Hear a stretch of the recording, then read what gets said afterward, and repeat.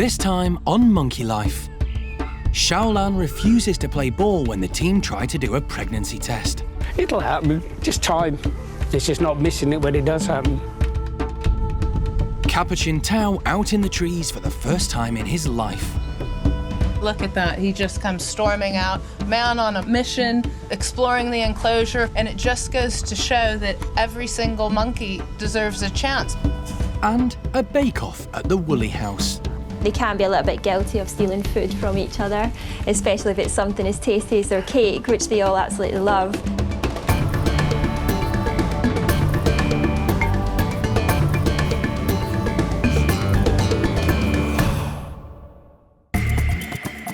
Monkey World, tucked deep in the English countryside, is one of the oldest and largest sanctuaries of its kind on the planet. For 25 years, the team have been rescuing and rehabilitating abused or unwanted primates from all over the world.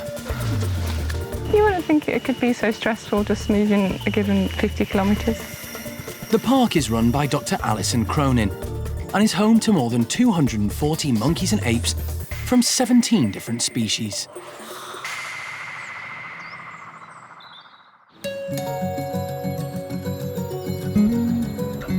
At Gordon's orang enclosure, primate care staff have a tricky job on their hands. It looks like Xiaolan might be pregnant and they need to do a test. Xiaolan has been at the park for 10 years. She was brought over from Taiwan after being rescued from an amusement arcade. This would be her first child. It's nice to confirm it with a pregnancy test. And what we're trying to do at the moment is get a urine sample from her. So if we got her in this tunnel where when she has a pee, Jarno's going to dash under there like a startled gazelle and collect it in a cup. But that's easier said than done. Xiaolan doesn't seem in any hurry to relieve herself. She's not actually had much to drink yet today, so we're just giving her a reasonable amount to drink to help sort of shorten this exercise.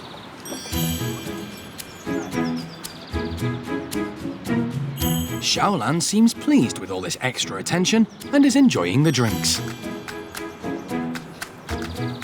But shows no sign of needing the toilet. No. It's just the human pregnancy test is near enough for orangs, and you never get false positives. Occasionally you might get a false negative, but if it says positive, you're positive. And I'm positive she's positive anyway, so... But it's nice to... I have been wrong before. Xiaolan is still stubbornly holding on. And Jarno is still standing by. It'll happen, just time. It's just not missing it when it does happen.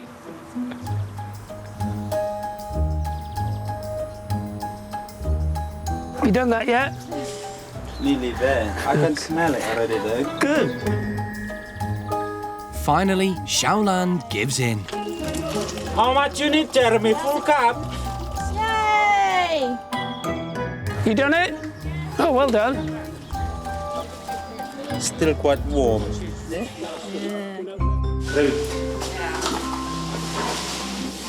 I did mine. Now the arrow together. The moment of truth. Are you ready, Jarno? I'm ready.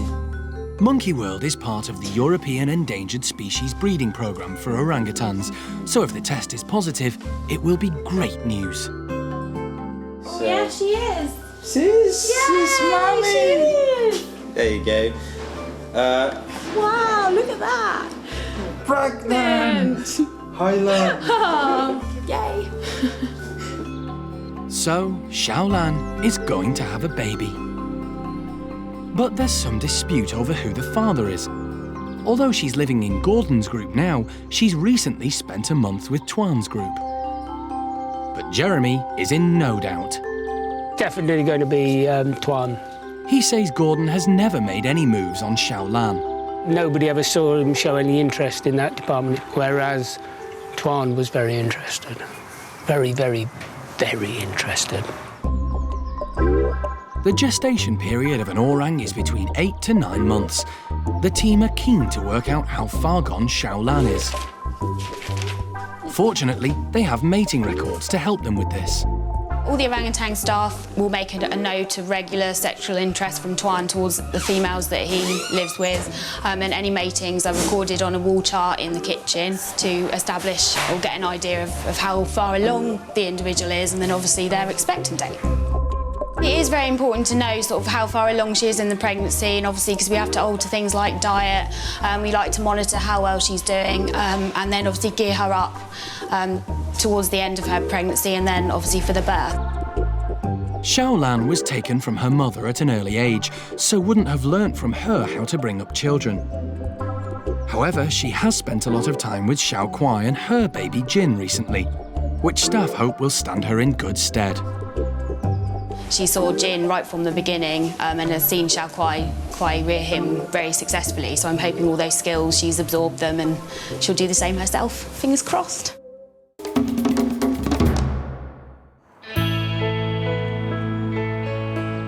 Golden-cheeked gibbon Peanut has already proved to be an excellent mother, and she's just given birth to her third child. Staff didn't know exactly when the baby was due, but knew it was imminent. We had a fair idea that the baby was due any day. We have been checking a lot extra early in the morning and that the last week or so. The baby certainly seems to be very strong. We've seen baby suckling quite a few times already, so we're really happy with that. Baby is also holding on with all 4 limbs, which is really, really important. Mum obviously needs all of her limbs for travelling through the trees, and she also needs them for obtaining food and holding food as well. So that instinct to cling with all 4 limbs is really important, and as we see at the moment, baby is holding on, so we're very happy with that. Peanut's other 2 children seem to have accepted their new sibling. Tien and Tianang are really excited about the new baby. They are really, really curious. They keep having a look and sort of trying to get a quick touch if they can as well. But Mum's obviously letting them look, but very protective, making sure the little one doesn't get bothered. And they're just keeping themselves amused. Dad Peng Yo is being supportive. Peng Yo's also been very interested in the baby. He's popped over and had a look at the new arrival. Obviously, he's a little bit more tentative as well because Peanut is being very protective, so he's spending most of his time with the other 2 kids, keeping them busy. The gibbon team are giving Peanut supplements to make sure she has all the necessary nutrients. With Peanut being pregnant and obviously now she's nursing as well, we give her a mother-to-be supplement, which is basically iron and folic acid that any human pregnant mother would have as well. At the moment, we believe the baby is a boy. We're not confirmed it yet. Another day or so and we should be sure.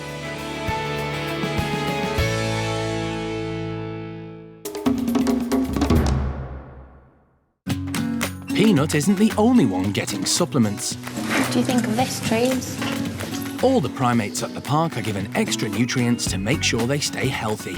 One for you.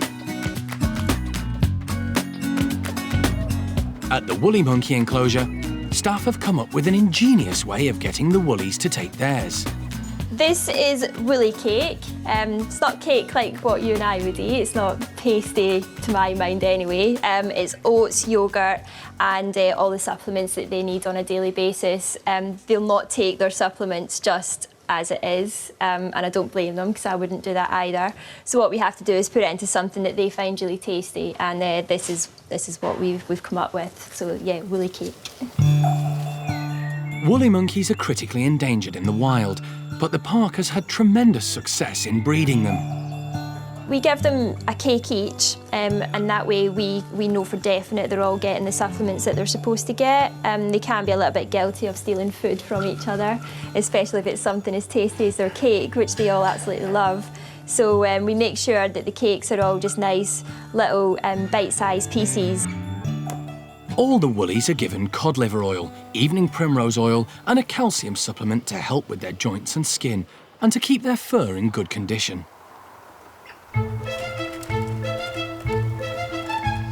There are 3 groups of woolly monkeys. Lavar's gang are getting theirs first. Come on in.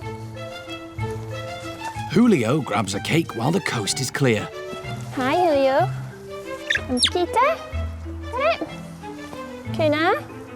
Good girl. Diego, Isla. Come on then.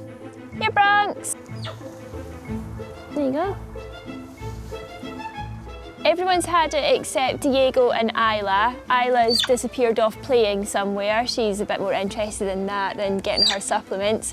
Diego hasn't had his because Paquita's here. Paquita's the dominant female, and he knows better than to come and get food while the dominant female's around, because she'll just pinch it off him. Diego, one of the youngest in the group, waits patiently. But Paquita has decided she wants more. No, you can't have it. Diego is desperate for his turn, but waits until Paquita is well out of the way before trying his luck. Here, Diego. Good boy. Isla, come on. No, it's not yours. Having made short work of his, Bronco now has his eyes on Isla's cake. Isla, are you cake? Finally, Isla makes an appearance. Good girl. That's it, that's everybody had theirs now, so cake's finished and went down a treat.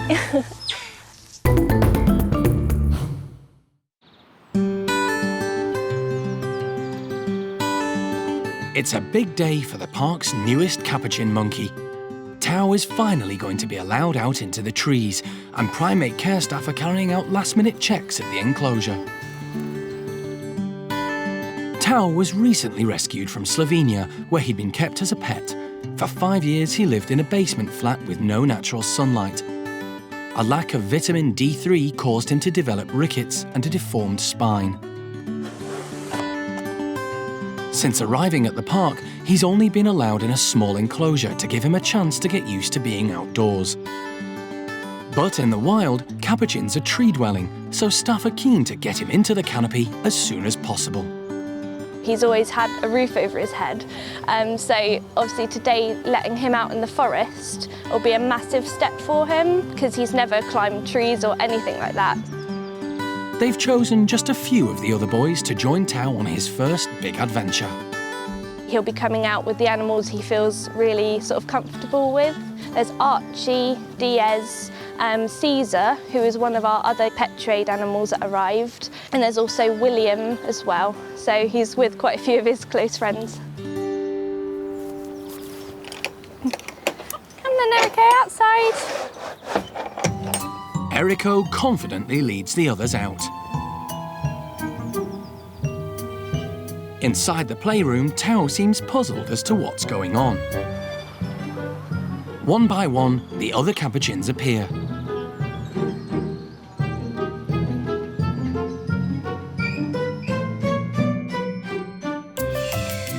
Tao finally makes his way through the tunnel. He looks around for the others.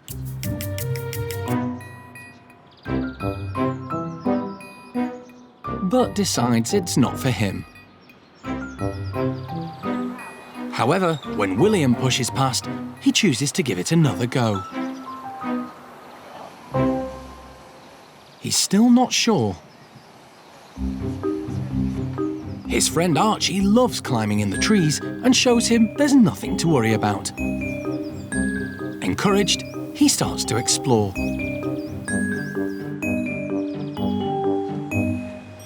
And it isn't long before he's braving it out with the best of them. It's a huge relief for Alison and the capuchin team. And it just goes to show that every single monkey deserves a chance, because when we first picked Tao up, he was in terrible condition. He was extremely seized up. His mobility wasn't very good, and that was probably because he was in the early stages of rickets. Now he's loosened up an awful lot, but he will, I think, forevermore have that one kink in his back and have a bit of a hunched back.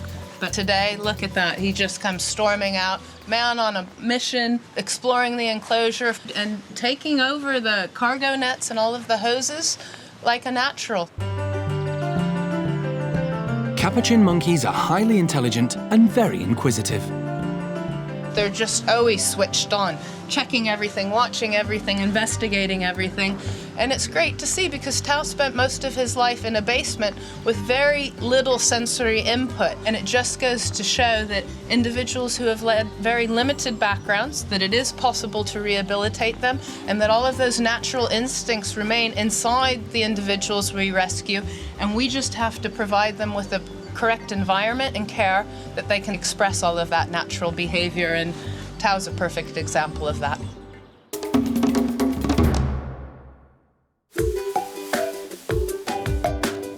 Primate care staff have got a surprise lined up for Paddy's chimps. They're giving them a fruit to try that could make their eyes water. It's something they've never had before. It's called quince. It kind of looks like a cross between an apple and a pear. They smell really, really nice, completely different to what they taste. So they're probably going to be a little bit confused when they take a big bite of them and then, realise they're really actually quite sour. So it's not going to be what they're expecting.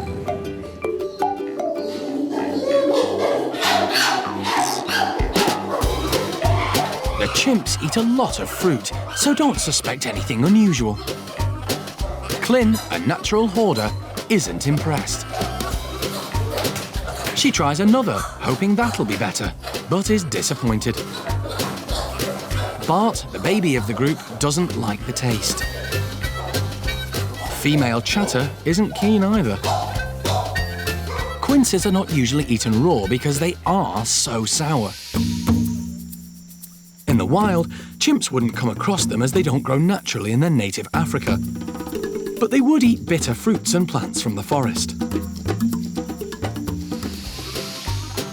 However, the chimps at the park have developed a sweeter palate. Just because they're not keen on the quinces, though, doesn't mean they don't want them. It's quantity that counts. Bart's sister Eddie has got quite a stash. And greedy Gamba has managed to grab a handful. Zoe is proving to be very resourceful. Bart decides he wants more and starts to hassle Zoe. Bart would straight away get involved with any new thing. He's straight in there. He's got no fear, obviously, of anybody because he's the golden boy at the moment. He can really get away with murder, and he does. You'll see he's still got that little white tuft in his bottom, which in chimp society does mean that he can really, like all the infants, he can get away with pretty much anything until that disappears. So he's really taking advantage of being the baby in the group. Bart's perseverance finally pays off. They weren't massively keen on it. They didn't devour it like they would to some other yummy fruit that they'd not had before. But it's still good to give them something, different taste, something they haven't had before. It's new. I mean, it's always good to try new things, especially for these guys.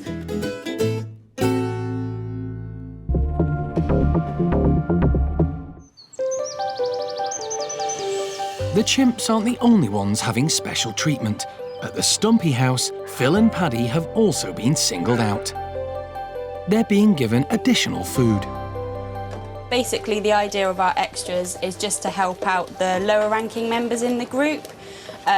Just because obviously the dominant members of a group will always get first pick of any of the food that you put in there. So the lower ranking members often don't necessarily get everything they should. So we just supplement their diet with extras just to make sure they're getting the correct calorie intake every day. This has got multi-milk, but it's also got some Complan in it and also half a tin of custard for each of them. Stump-tailed macaques are native to Southeast Asia, but the ones at the park were rescued from British laboratories where they were used for research. Staff separate Phil and Paddy from the others when they give them the extras to make sure they're not bullied.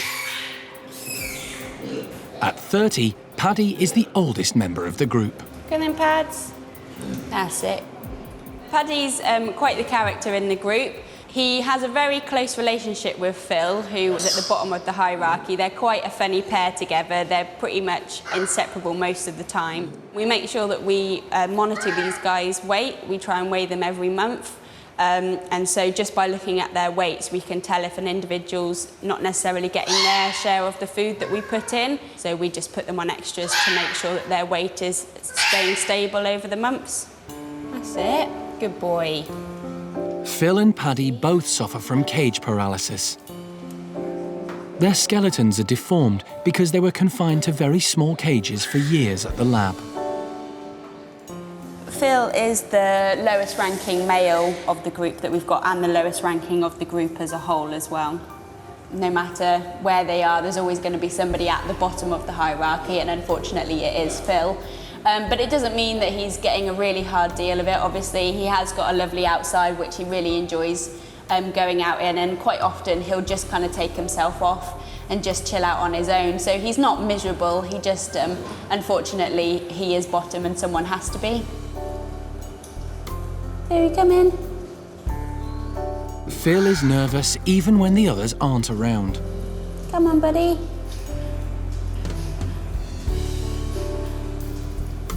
No, don't bite the syringe. Good boy. Good boy.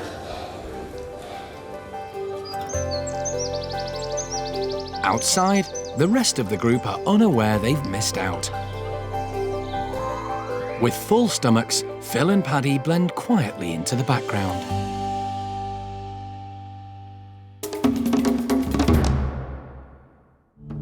Next time on Monkey Life. Oisin keeps a firm grip on Sylvester when Xiao Ning returns to the nursery.